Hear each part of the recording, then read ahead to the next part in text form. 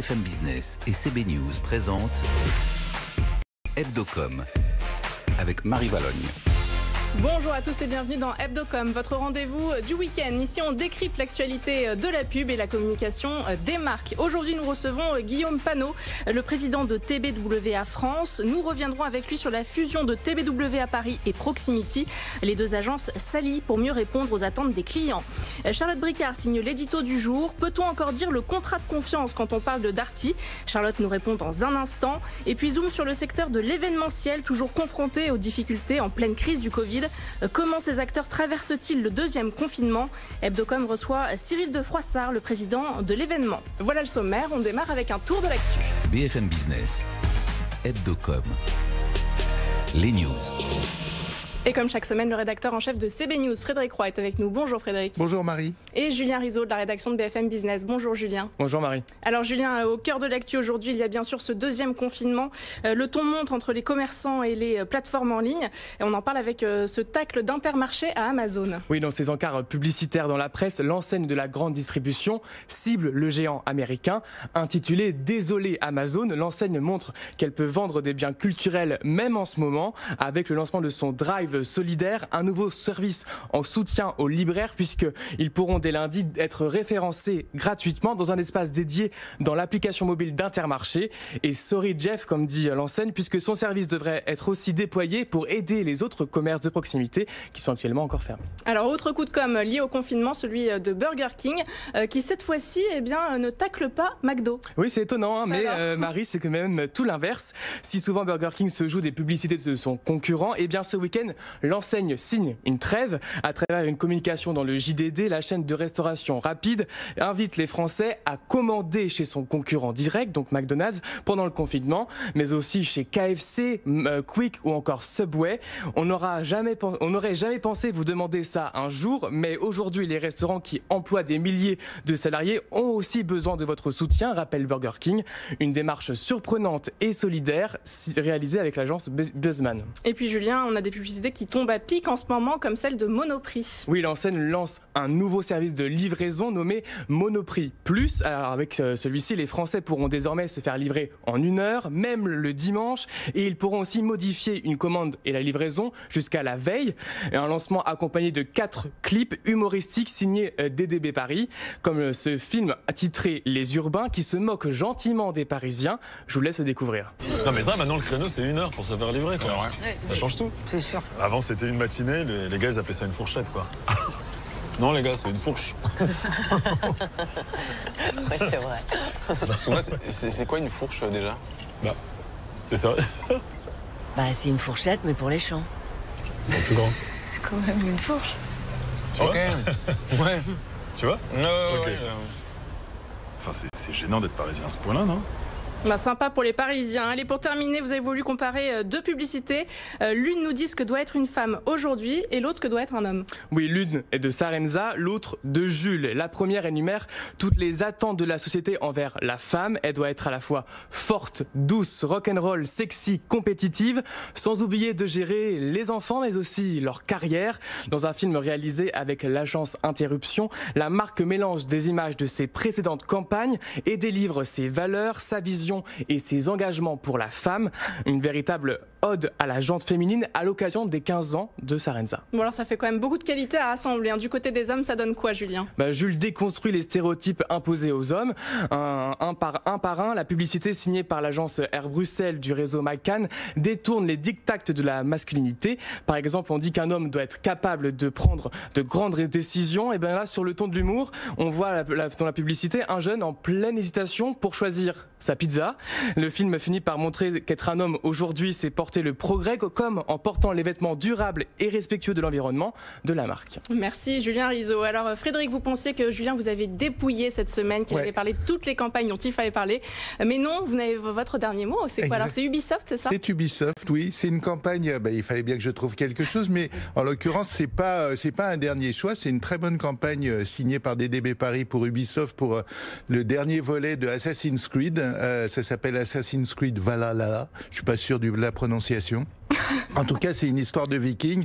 Et là, ce qui est rigolo, c'est que c'est un viking qui, en gros, explique comment faire son personal branding de peur, de terroriser ses adversaires avant même de commencer la bataille. C'est assez fin, c'est assez bien joué. Je sais pas si c'est à la hauteur du jeu, ça, on verra, mais c'est pas mal. On va essayer le jeu. Voilà. Merci Frédéric. On poursuit avec l'invité de la semaine. BFM Business, Hebdocom. L'invité. Et le président de TBWA France nous a rejoint. Bonjour Guillaume Panot. Bonjour. On va revenir avec vous sur la fusion désormais officielle de TBWA Paris et de l'agence Proximity, 2 filiales du groupe Omnicom. Pourquoi ces 2 agences se regroupent-elles sous une même structure aujourd'hui, Guillaume Panot ? Pour une raison assez simple, c'est que nous pensons que c'est le sens du marché. C'est ce qu'attendent les clients aujourd'hui, au fond, pour essayer de faire simple, de réunir ce qu'on appelle la culture de l'idée et la culture de l'audience. La culture de l'idée étant la culture, on va dire, publicitaire historique, aller chercher un grand message pour une grande cible principale. Quand la culture de l'audience, c'est accepter qu'il puisse y avoir une pluralité de cibles et donc une pluralité de messages, donc diverses raisons d'aller soit vers une marque, soit vers un produit. Donc c'est d'allier la data et la créa ? Oui, c'est d'allier la data et la créa en essayant de tirer le meilleur profit de la data pour qu'elle puisse informer l'idée de marque, ou même en amont que ça d'ailleurs, aller chercher de nouveaux relais de croissance pour les entreprises, informer l'idée de marque, et puis ensuite, tout au long du parcours client, pouvoir identifier les segments de cible et les messages à adresser à la bonne personne au bon moment. C'est un projet qui date donc de l'avant Covid. C'est pas une réaction à l'année terrible qu'on Non, c'est vrai que ça fait 2 ans maintenant qu'on y travaille. 1 an de manière effective, puisqu'en fait cette fusion est opérationnelle depuis le 1er janvier. En fait, on avait décidé de pas en parler pour tenter de faire... Et puis malheureusement, un journal en a parlé. Il se trouve qu'un bon journal a eu cette information et a décidé d'en parler. C'est CB News. Il semblerait que ce soit CB News. Et donc, me voilà aujourd'hui pour effectivement parler d'un projet, en réalité, que nous avons commencé depuis donc 9 mois, en se disant que c'était quand même mieux de faire que simplement en parler. Donc en fait, la crise du Covid n'a pas accéléré ce rapprochement. C'est-à-dire que la crise du Covid est arrivée après ce rapprochement, qui est donc effectif depuis le 1er janvier. Et puis, ce qui est sûr en revanche, c'est que la crise du Covid, je pense, fait se poser un certain nombre de grandes questions aux annonceurs, dont il faut dire quand même que la vie s'est largement compliquée ces dernières années. Le marketing et la communication sont de plus en plus complexes, et je pense que, en tout cas on le voit pendant ce confinement, l'attente des annonceurs semble aller de plus en plus dans le sens de ce que nous tentons de faire. Alors pour être compétitif aujourd'hui justement, il faut proposer une nouvelle approche, il faut avoir plusieurs cartes en main en fait à proposer à ces annonceurs. Oui, je pense, je disais à l'instant, je pense qu'il y a une grande complexité du métier, si on se met à la place d'un marketeur ou d'un communicant en entreprise. Et je pense par ailleurs que pour travailler pour un certain nombre de grandes entreprises, au fond, elles ont toutes le même problème, qui est un problème endogène, qui est un problème de structure et d'organisation, où elles travaillent le plus souvent en silo. Et il nous semble qu'une bonne manière d'apporter de la transversalité, de l'horizontalité dans ces entreprises, c'est de nous-mêmes nous intégrer. Donc c'est le sens de cette fusion, pour pouvoir porter encore une fois ces disciplines réunies dans une entreprise qui est parfois un petit peu fragmentée. Alors, il y a effectivement vos clients qui ont des problèmes que vous résolvez. Et puis, de l'autre côté de la chaîne, il y a les clients, les consommateurs, qui sont très critiques à propos de la pub. En tout cas, un certain nombre le sont. Le manifeste, il y a la Convention citoyenne, etc. Est-ce que, entre autres, ce genre de mouvement est une manière de répondre aussi à ce genre de critiques ? Alors, j'aimerais répondre oui. Objectivement, il est un peu trop tôt pour le dire. En tout cas, si l'adjonction des métiers de la data, du precision marketing, aux métiers historiques de la publicité peut conduire, au fond, à amoindrir le matraquage absolument insupportable, y compris par moi-même, pour moi-même, de ces messages qui me sont adressés alors qu'ils ne devraient pas l'être, ou qui sont répétés alors qu'à l'évidence je n'en ai pas besoin. Si ça conduit à ça, alors la réponse est oui à la question. C'est-à-dire que concrètement, en fait, maintenant, on va mieux cibler les audiences pour proposer les bons messages aux bonnes personnes, c'est ça ? C'est exactement l'idée. C'est-à-dire que c'est accepter le fait de se dire que il n'y a pas qu'une seule raison de venir vers une marque ou de venir vers un produit. Et selon les comportements de chacun, selon l'âge ou les comportements de chacun, alors on peut adresser un message particulier à chacun, de telle sorte qu'on puisse penser que ça l'intéresse un peu plus, et que ce message étant lui-même plus efficace, alors du coup on a besoin de moins le répéter, et tout le monde s'en portera mieux. Et ça serait une façon d'avoir moins de critiques selon vous ? Je réponds à la question qui vient de m'être posée. Oui, je pense. Ouais. Et si on peut dépolluer un peu tout ça, ce serait très bien aussi. Je suis pour la qualité, moins pour la quantité. TBWA Group avait quitté la ACC, l'association des agences conseil en communication l'année dernière. Est-ce que vous aviez, vous raison bien sûr, à ce moment-là, aujourd'hui on est dans une crise, comme je le disais, qui est à la fois, évidemment il y a la crise du Covid, il y a la crise de confiance, on va dire, des consommateurs, et il y a des états généraux qui se tiennent en ce moment. Est-ce que avoir quitté la ACC, vous le regrettez? Qu'est-ce que ça a fait en fait? Pour être totalement honnête, c'est ambigu. C'est-à-dire qu'au fond, j'avais pris avec les membres du COMEX de TBWA cette décision pour, au fond, tenter de lancer un débat sur ce qui me semblait manquer dans notre métier, qui était la défense de la valeur du métier et donc d'en faire la pédagogie. Force est de constater que la réaction à notre départ n'a pas été tout à fait celle que je souhaitais. Là, je trouve qu'on rentre dans une autre temporalité, celle où, oui, le métier est attaqué par... des Bastiens, là, va se tenir. Par certaines populations. Et je pense que là, il faut faire corps, qu'on soit ou pas à la ACC, pour, encore une fois, faire la pédagogie de ce métier, où je pense que trop souvent, de grands raccourcis sont pris, pour prendre le plus évident, celui d'être taxé d'une forme de raccourci, d'un ultra-libéralisme à tout crin.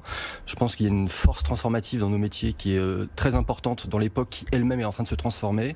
Et je pense qu'on doit tous être acteurs de ça à notre mesure, en posant un postulat, alors là qui m'est tout personnel, qui est que je pense qu'on doit d'abord passer par une transformation de l'offre avant de tenter une transformation de la demande. Nous agissons sur la demande, mais on vit dans une époque où on nous demande de transformer très vite les comportements quand le temps industriel est lui dans le temps long. Et donc il faut accepter le fait que ça puisse prendre un peu de temps de se transformer pour une consommation qui soit plus vertueuse. Alors il y a ces critiques extérieures un peu au marché, et puis il y a le climat interne qui est très tendu. Comment est-ce que vous envisagez l'avenir? Le climat interne très tendu. Le climat interne, c'est vrai que je n'étais pas très bien formulé. Le climat dans les agences en ce moment. Oui, si vous parlez de ce qui se passe en ce moment sur les réseaux sociaux, c'est au fond, je crois comprendre ce qui se passe, même si c'est très compliqué.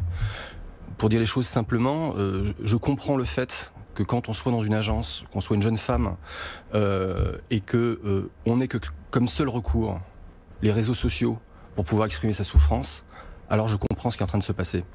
Une fois que j'ai dit ça, c'est à la fois simple et compliqué. Simple parce que quand les faits sont avérés et quand la parole est libérée, alors respectons la loi. Ça nous est arrivé chez nous, des gens sont partis, et puis voilà, en espérant que ça ne se reproduise pas. Quand les faits sont moins avérés, ou quand le management est lui-même incriminé dans la démarche, alors c'est plus compliqué. J'espère que ce temps manifestement salutaire où la parole se libère ne durera qu'un temps, parce qu'à l'évidence, on ne peut pas vivre à moyen terme ou à long terme sous le tribunal, au fond des réseaux sociaux. Merci Guillaume Panot, président de TBWA France, d'être venu aujourd'hui sur notre plateau. Allez tout de suite un petit cours d'histoire avec notre chroniqueuse Charlotte Bricard. BFM Business, Hebdocom, l'édito. Charlotte Bricard de la rédaction de CB News est avec nous. Bonjour Charlotte. Bonjour Marie. Alors Charlotte, vous avez choisi de nous faire un petit décryptage de Darty aujourd'hui. Oui, vous avez peut-être comme moi découvert le dernier film Darty. Pour ceux qui ne l'ont pas vu, on y découvre un père qui sort de son fils de sa léthargie pour l'enjoindre à participer un petit peu aux tâches domestiques, et on mesure surtout le chemin parcouru par toute une génération, puisque entre la machine à laver, le four programmable, le robot de cuisine dernier cri, la machine à café commandable d'un seul bouton, les corvées d'antan sont résumées à peau de chagrin pour le plus grand bonheur de notre adolescent. Simplifiez-vous la vie, signe ici très joliment Darty. La période est compliquée, vous le disiez, les marques ont bien compris qu'elles ont peut-être une carte à jouer en simplifiant du parcours client, que ce soit en ligne ou en magasin, à leur discours, et que finalement le contrat qu'elles doivent aujourd'hui nouer avec les consommateurs passe par cette simplification du quotidien. Donc ça en est fini du contrat de confiance? Disons que ce n'est plus si simple. Il faut dire quand même que ce fameux contrat de confiance qui a fait les beaux jours de Darty date un peu, puisqu'il date précisément de 1973. À l'époque, les trois fondateurs, Nathan, Marcel et Bernard Darty, se lancent en publicité fort bien conseillés par un jeune chef de publicité appelé Alain de Pouzillac. à l'époque et pendant 30 ans, Havas décline avec brio une centaine de pages de pub en radio, en affichage, en télé, au cinéma, vantant inlassablement le mouton à 3 pattes qui faisait de Darty l'une des enseignes préférées des Français, c'est-à-dire des produits fiables, une livraison rapide et un dépannage garanti. Dans les années 80 par exemple, chaque film est plus drôle que le précédent. On peut citer celui réalisé par Jean-Marie Poirier peut-être. On est à l'Élysée, le personnel du palais semble guetter la sortie d'un invité qu'on imagine prestigieux devant le bureau présidentiel et la porte entrouverte nous laisse imaginer et apercevoir la silhouette de François Mitterrand, son sosie, assis devant un poste de télévision en panne, son fidèle labrador noir à ses pieds. Tout d'un coup, le match de foot reprend dans la lucarne et la fourgonnette Darty peut quitter la cour du palais sous une haie d'honneur formée par la garde républicaine. Bon alors le contrat de confiance, oui, rarement on aura vu finalement un slogan si vaillant. Absolument, les publicitaires eux-mêmes d'ailleurs l'ont récompensé puisque c'est en 1983 qu'Havas reçoit le prestigieux Grand Prix du Festival international de la pub pour cet autre film, resté culte depuis. Deux dames d'un certain âge enclenchaient, hilar, la cassette audio du film Emmanuel dans l'un des postes IFI, des 1000 postes IFI exposés chez Darty. Pour ceux qui nous ont perdus, imaginez deux vieilles qui envoient par Bluetooth un son sur une enceinte connectée. Imaginez maintenant que ce son est celui du film érotique le plus culte d'une époque et vous aurez le cliché et la scène cocasse qui s'ensuit dans le magasin entre des vendeurs gênés, des enfants amusés et des clientes outrées bien entendu. Alors Charlotte, quand est-ce que cette tradition des sketchs a-t-elle cessé ?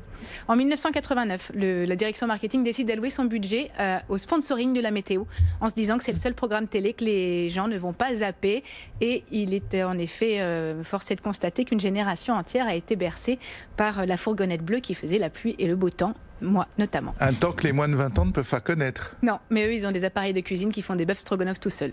Merci Charlotte Bricard, notre contrat de confiance dans cette émission.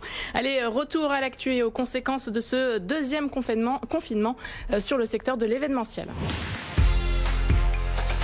BFM Business, Hebdocom, le Zoom.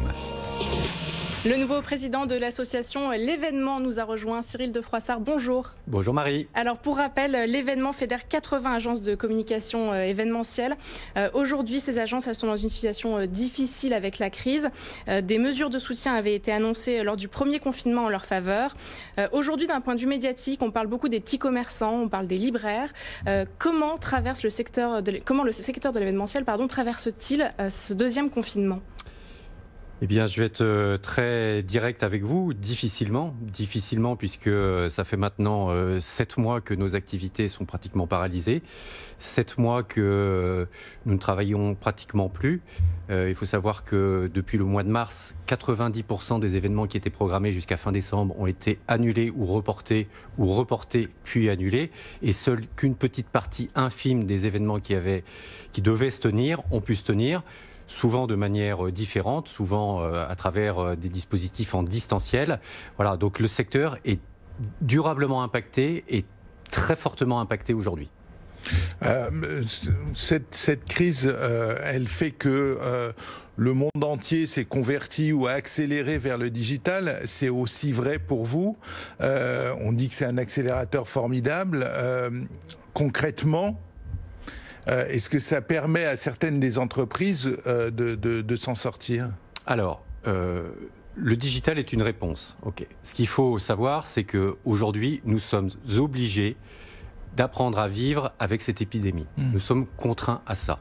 Et tout ça nous pousse à inventer un nouveau normal. Et ce nouveau normal, c'est effectivement d'essayer de se transformer. C'est pas d'essayer, c'est de se transformer tout simplement vers des nouveaux formats, des nouvelles expériences, des nouveaux programmes.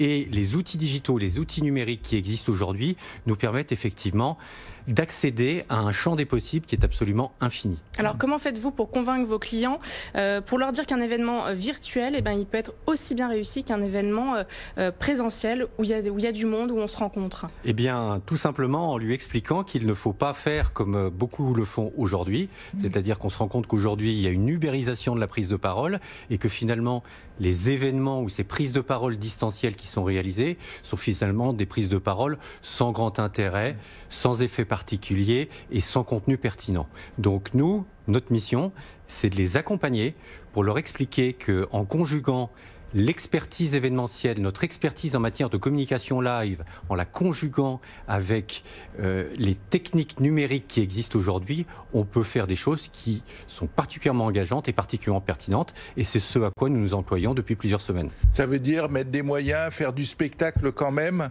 dans une certaine mesure. Ça veut dire mettre des moyens, oui, parce que il faut bannir cette idée reçue qui consiste à dire que les événements distanciels sont des événements à faible coût. S'il y a un investissement, non, ça veut dire qu'il faut respecter un certain nombre de choses, un certain nombre d'ingrédients et un certain nombre de recettes. La première chose, c'est qu'il ne s'agit pas simplement de diffuser un flux. Il faut que ce flux soit pertinent, il soit intéressant et intelligent. Donc on va s'appuyer sur nos expertises en matière d'éditorialisation des messages, en matière de production des contenus, en matière d'animation, en matière d'interactivité, pour essayer de donner du rythme, d'orchestrer et d'événementialiser cette prise de parole. Ça, c'est la première chose. La deuxième chose, c'est qu'il faut penser à l'audience. Et l'audience, c'est très important.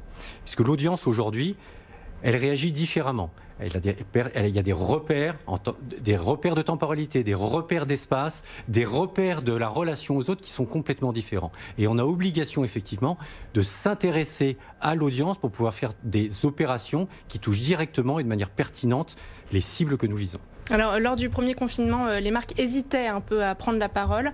Est-ce qu'aujourd'hui, elles communiquent davantage ? Alors écoutez, il y a plusieurs cas de figure. Je peux vous en lister 4. Il y a ceux qui sont totalement tétanisés et totalement paralysés, qui ne veulent rien faire.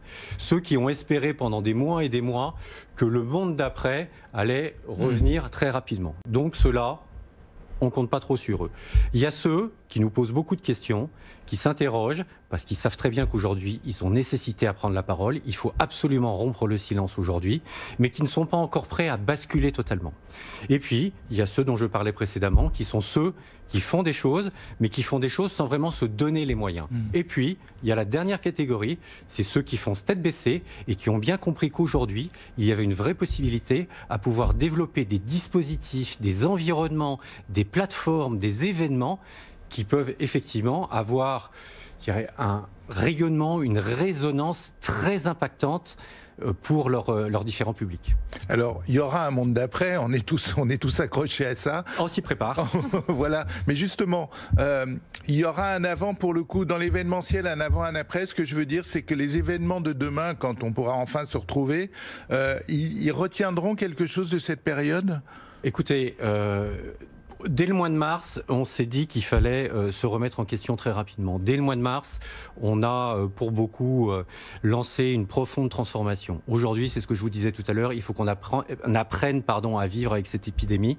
Donc de toute façon, on sent bien que la révolution est engagée. Donc je ne dis pas que demain, les événements dits digitaux ou les événements dits distanciels vont se substituer définitivement aux événements présentiels. Je n'y crois pas. On a tous besoin de se réunir, on a tous besoin de se rassembler. Donc ça, non. En revanche, la marche est lancée. Et effectivement, demain, on parlera beaucoup plus d'événements digitaux que d'événements physiques. C'est évident.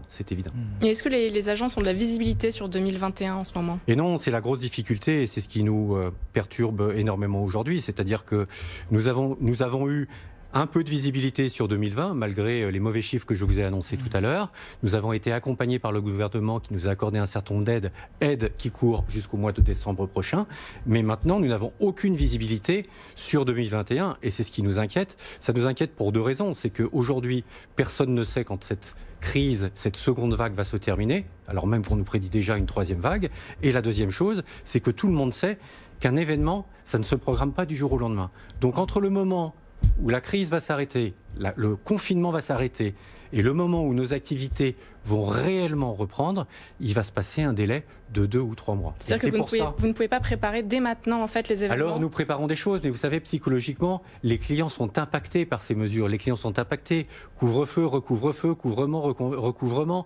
Bon, il y a plein de choses qui sont annoncées, et donc ça, c'est un impact psychologique qui est très négatif pour notre profession. Voilà. Donc on travaille sur des choses. Heureusement, on a des clients qui nous accompagnent. Heureusement, on a des clients qui nous écoutent. Et c'est pour ça qu'on reste positif. Mais c'est vrai qu'on sait que ça va reprendre du temps et qu'on ne retrouvera pas une activité aussi soutenue que celle que nous avons connue par le passé avant 2022. Avant 2022, oui. Alors vous avez été élu président de l'association de l'événement il y a quelques semaines. C'est un cadeau, ça, quand même, non? Ah, mais c'est un formidable cadeau. Écoutez, c'est une mission que je prends avec beaucoup de détermination. Voilà, il y a beaucoup de choses, il y a énormément de choses effectivement à faire. Ma première priorité, c'est bien évidemment de continuer avec le collectif de l'événementiel, puisque au-delà de l'événement, il y a un certain nombre d'associations professionnelles qui sont à nos côtés, de continuer à prendre contact avec le gouvernement pour essayer d'obtenir des mesures complémentaires. Donc nous nous battons là-dessus. Il en va de la survie de nos agences et de la pérennité de nos emplois. Donc ça, c'est absolument nécessaire. D'un autre côté, nous accompagnons aussi nos adhérents qui pourraient être dans la difficulté, et nous les accompagnons à la fois dans des aides d'ordre administratif, mais on les accompagne aussi dans leur transformation. Il est important que toutes nos agences aujourd'hui se transforment pour aller vers cette révolution qui a déjà démarré. Et puis la dernière chose, c'est que nous essayons donc de reprendre contact avec nos clients. Et d'ailleurs, à ce titre, nous allons lancer une campagne et une grosse action dans les jours qui viennent pour réinciter nos clients à reprogrammer des opérations dans les prochains jours. Et on en parlera dans Hebdocom. Merci Cyril de Froissart d'avoir été avec nous. Je rappelle que vous êtes président de l'événement et directeur général du groupe Auditoire. Merci au rédacteur en chef de CB News, Frédéric Roy, d'avoir été à nos côtés. On se retrouve la semaine prochaine, même heure.